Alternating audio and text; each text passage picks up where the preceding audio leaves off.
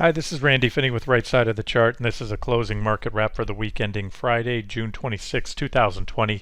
For subscribers of the site, this will be largely a recap of the videos earlier today or over the last few days. But again, I just want to do a comprehensive recap of what's happened just really since. Let's start out here, going back to what was that, Wednesday, when we had the sell signals triggered. First time in a while in QQQ and NQ. So we'll start here. This is a QQQ chart. Again, this was screenshotted Wednesday morning with the sell signal. We finally took out this bearish rising wedge pattern right there, and that 246.93, excuse me, sell signal. And so the arrow breaks denote the major support levels where reactions are likely.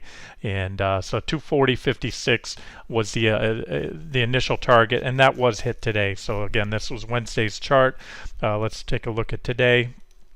Up here, right there, 240.56 hit, and as the previous that chart from Wednesday showed, we did get a reaction. We had a reaction on the initial tag today and a bounce there, and again, that was covered earlier. So as I said earlier today, and what we'll be looking for next week, we need a solid break below these levels. This is showing the after-hour trades, and essentially we're right there now. You can see 240.54, close enough on a 200-point security. 2 cents is insignificant. It's basically flat. Even the little moves through there. So that's where we close the week. I'm going to get to the futures in a second, and let's go back to that same post and take a look at the other chart that was posted there.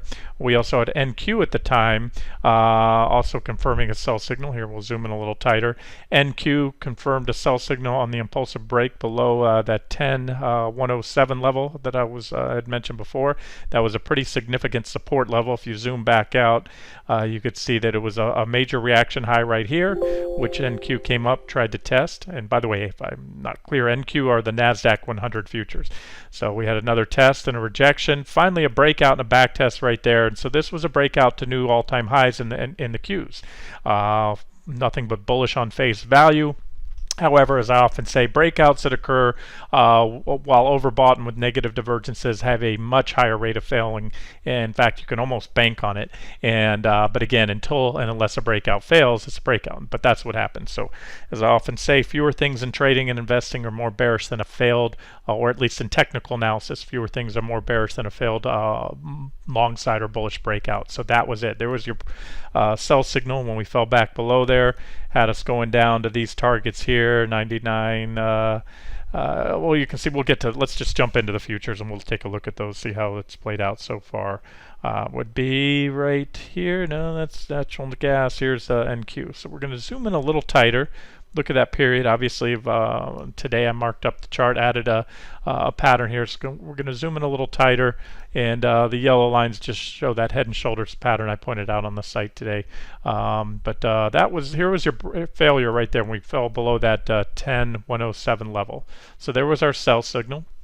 And as highlighted that day, we hit support, had this first target, or not the first target was hit there, first two, and then came down to that 99.17 target support, which held, gave us the bounce.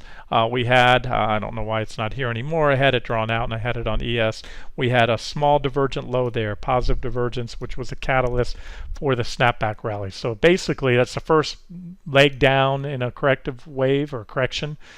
Counter trend bounce, nothing goes down forever. We hit support, had divergences right back to that level, which helps to validate it.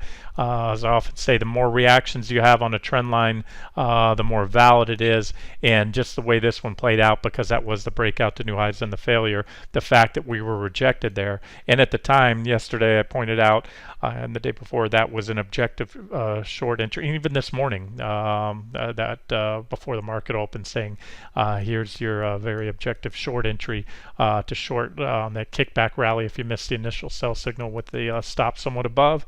And that was good so far for, I have to move the line up there a little bit, about 3%, almost a 3% drop off the highs this morning in pre-market. So then what I added earlier today, and I'll zoom back out a little bit, it shows a little better on the longer term time frames, is this small head and shoulders topping pattern on the 60-minute chart. And again, that was, and we'll have to go back to the home page, and that was earlier today. We'll follow up yesterday, but I think that was right here this morning. Yeah, a little before the market opened. Here we go. Had these scenarios from yesterday, which I'll get to in a second. We bounced back, hit those resistance levels, which provided the objective short entries this morning, and then somewhere down here, there it is, was at the time only a potential inverse head and shoulder, or not inverse, regular head and shoulders. It's a complex head and shoulders. Left shoulder 1, left shoulder 2. There's your head. Potential right shoulder, and as I said in that post, ideally you want to see two things, not just the formation with the left shoulder. And when you have two shoulders on one side, that's called a complex. So you could have them on both sides, or just two on one side, one on the other. They call that a complex head and shoulders pattern. So that's what that is. And one of the criteria is to see increased volume on the move down that forms the head and also on the right shoulder. So again, that was this morning before the market opened, and to go back and look at that again, I keep pulling that wrong chart. There we go. That's exactly what we have, and I highlighted that in the earlier video today for subscribers of the right side of the chart.com. That was it. So you can see the volume patterns confirmed right there on that impulsive drop off the head, formation of the head, and then today obviously on the right shoulder. That's what you want to see. And so as I mentioned earlier today, I posted an updated chart on the site. I had tweaked that neckline slightly to come in and capture this both these shoulders right here and the head, and that's pretty much it. We closed down below the neckline. It is a sell signal, but it's one that you have to take with a little bit of grain of salt, and I think it'll play out into next week. But you have to take it with a grain of salt because it happens so close to the close on a Friday. You know, Fridays are Fridays. You know, all traders, whether you're very active or not, if you're swing trading, anybody other than a day trader, you have a decision to make to take home your positions or not. And so things get, you see short covering or longs closing positions. Sometimes traders jumping into new positions before the weekend if they're more aggressive. And it is a breakdown, but we also hit support.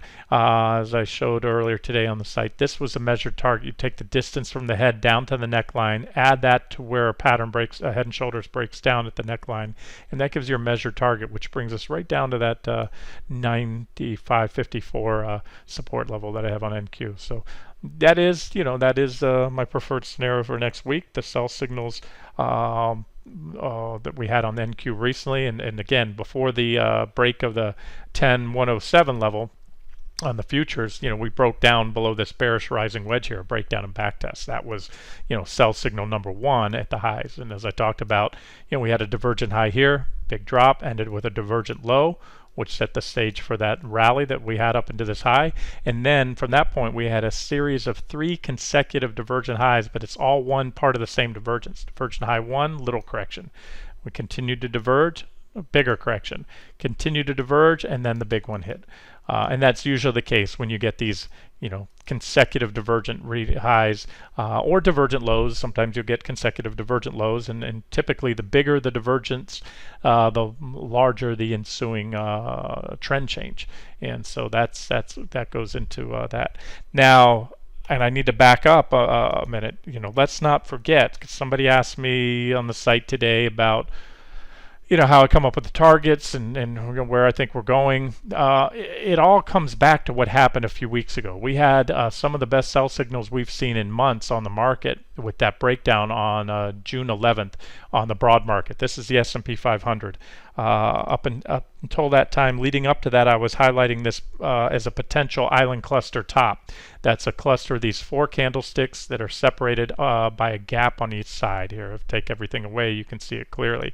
And we did get the sell signal confirmed with the gap down. So you have a gap on one side, a cluster of 4 candles makes that island, and separated by a gap on the other, and big impulsive selling. So that was a more powerful sell signal on the daily chart. And daily charts always take precedence over the 60-minute charts, at least for me. You can put a higher weighting on what happens there.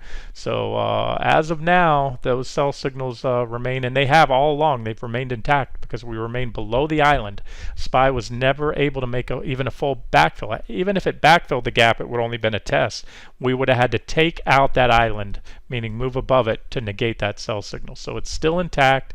And again, this is bigger picture stuff. Sometimes, as I do these videos, I'm keeping this in mind, but I might be talking about the 60-minute charts, and then it's very important to keep the bigger picture in mind. And the bigger picture is this.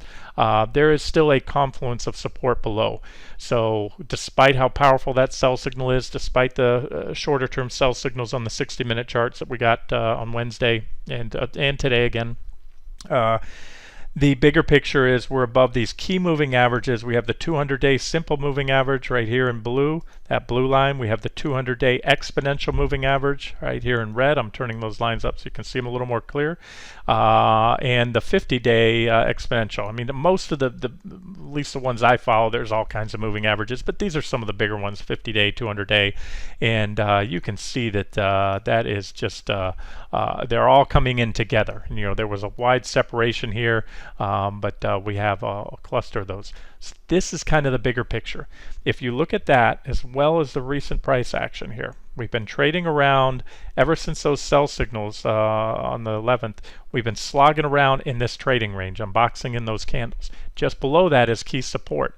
Not only that, you have the very, I think, quite significant trading range back here that went on for almost 2 months. It was over a month of sideways trading. We finally broke out right here, right about there, and that led to this leg up here once we broke out. Because remember, trading ranges act like a coiled spring, building energy. And once you finally break out, and when we were in that one at the time, I said, whichever way we break will likely determine the next trend. There it was. We broke to the upside. There's our next trend. So now we're in this trading range, and the same thing happens here. Should we break to the upside? Well, a lot of stuff is going to happen. Number one, we'll break above the trading range. That in itself is bullish. Number two, we'll have taken out, or SPY will have taken out this island cluster, thereby negating this sell signal. That's going to be bullish. And now if we go the other way, we break down, we're going to have broken back down below the 200-day moving average, the 50-day, the simple and exponential moving averages, and also the top of that trading range. Then the last really important support would be the bottom of that trading range there. So this is kind of bigger picture stuff, what to watch for.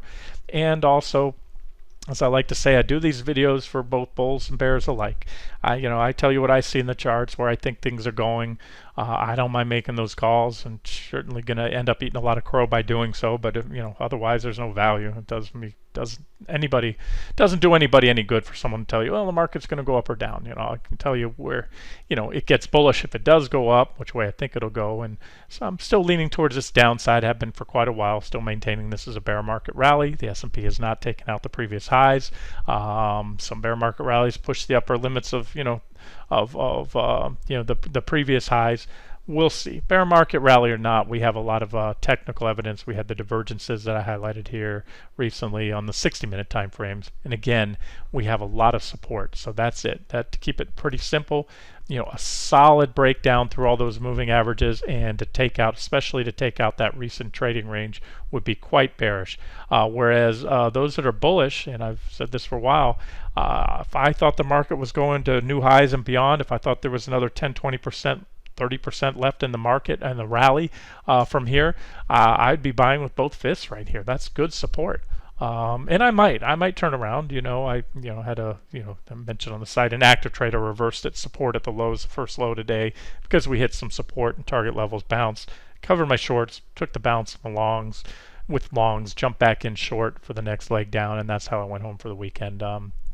And nothing heavy for all the reasons I covered, again, for subscribers of the site. XLK being one of those. big level to me about 101.79.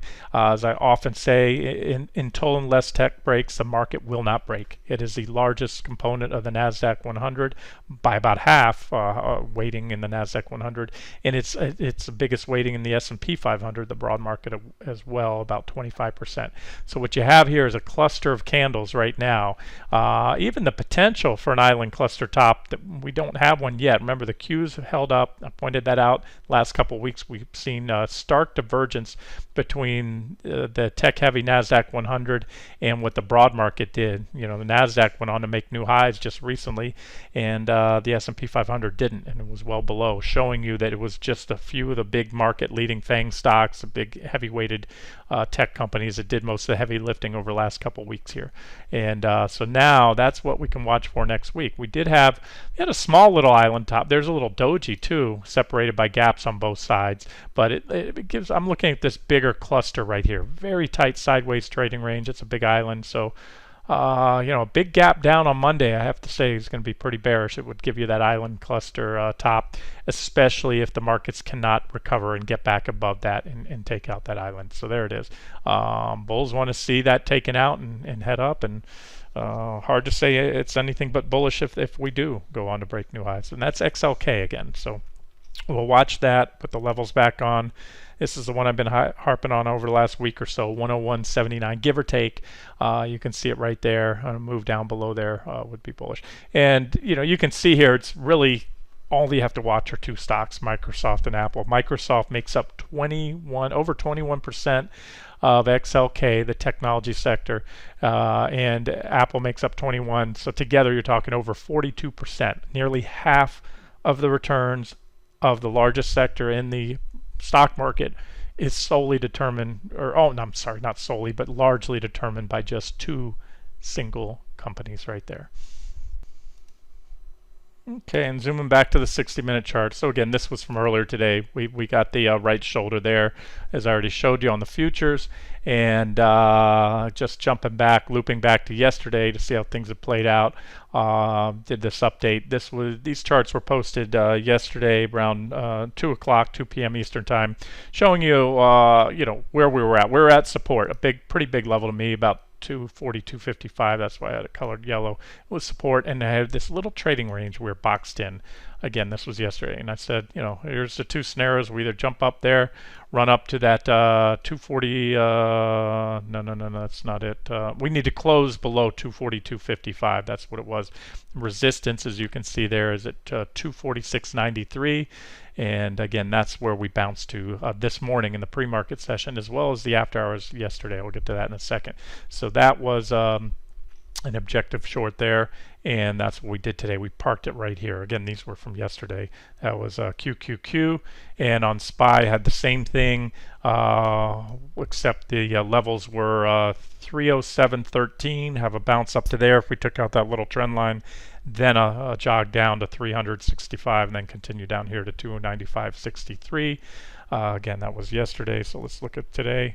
There it is on SPY, and that shows you, as I zoom in tight, there's that bounce right up to that 307.13. And pre-market today, where I highlighted, that's an objective short entry because we're at resistance, and we went on down and parked it right around that 300. There it is. We're exactly on 365 as I do this video in the after hours session. That's what this is showing. So that's SPY. And on QQQ, yesterday I showed a bounce up here to the 246.93 level if this little trading range was taken out, and we hit it almost to the button today in pre-market. You can see right there. So that was a very objective shorting entry, as was pointed out today, and moved on down and closed right around that 240.56 target. So that's where we're wrapping the week up. You can even see, if you here, I'll take the lines off. You can even see the shape, although it doesn't show as well on the Qs. You have that inverse, or not inverse, a regular head and shoulders pattern. The neckline is a straight neckline, because remember, QQQ doesn't trade 24/7 like the futures. You had the small left shoulder. There's your, or you can say that's your left shoulder, your head, and then your right shoulder, and then boom, a breakdown there. So this put the Qs on a sell signal, it is, take it for what it's worth, although you have to take it with a little bit of a grain of salt because it came so late on a Friday. And so again, to me, how we follow through next week will be important. If the market opens flat and then moves lower, or if it gaps down, then that is bearish unless they can come in very quickly and reverse that move. Sometimes it's not unusual to see those little whipsaw moves in the morning after the opening bell at 9:30. So that's what I'm watching for next week, as well as breakdown, as I've mentioned earlier today in the previous video for subscribers, the uptrend line right here on QQQ. And remember, QQQ is going to almost mirror XLK because it is so heavily tech weighted. And so you have that same cluster of candles. And so the magic number on the Qs is around 242. We closed a little bit below it, but again, close enough. So there, uptrend line plus what I'm zooming in is the recent cluster of candles there. Again, like I said, it looks almost identical to XLK. And so that's what I'll be watching next week. The farther we get away from that, the more likely we are to go on down and hit those next targets. It looks like for support, decent support on the daily at least, is about 222.68. And anything other than that, a rally up here, it's not going to help. Certainly won't help the near-term bearish case, but I can say this: it'll keep the divergences intact for now, and it will not eliminate it, because you'll have both. As I extend this, you have the trend line here. It was broken and back tested, divergence line. So we could do this next week, but anything much more than a marginal new high followed by a quick reversal is not going to help the bearish case at all, because you could burn through these divergences that are in place right now on the daily time frame. All right, let's wrap it up here, and I'll just jump to the ES because I didn't cover that in this video. Although it was highlighted this morning, we're at or yesterday as well. We were at that 830.80, which coincided perfectly with where we were this morning in pre-market. That's what I mentioned on the site today. It's why whether you trade futures or not, they're good to keep an eye on if you trade ES or QQQ, because you only had that objective entry. They were at that resistance level, both QQQ and SPY, at those resistance levels that I had those arrows going to yesterday, bouncing back to if we did, move a little higher. And all morning and all day in the after-hour session of SPY and QQQ trading, the futures were also at these resistance, the level I've had on this chart for a while. So again, that was a very objective, multiple objective shorting entries on ES, and then boom, finally went down. Worth noting too, is we had a small divergent low there. It was a catalyst for the snapback rally. We do have larger divergence now, so this is something to watch next week. That could be the catalyst for a rally, and if we get one, as I believe I said in the video earlier today and some of the updates, I really want to see this any bounce at this point contained by 30.80. In fact, we spent so much time there, I'd prefer to not see ES get there, because what I mean by that is being short, it's not going to help the bearish case, especially if we get above it. There is some pretty big divergence. Divergence like this that's what we had right here. It was a catalyst for this big move up. And what would be quite bearish would be to see these divergences get burned through.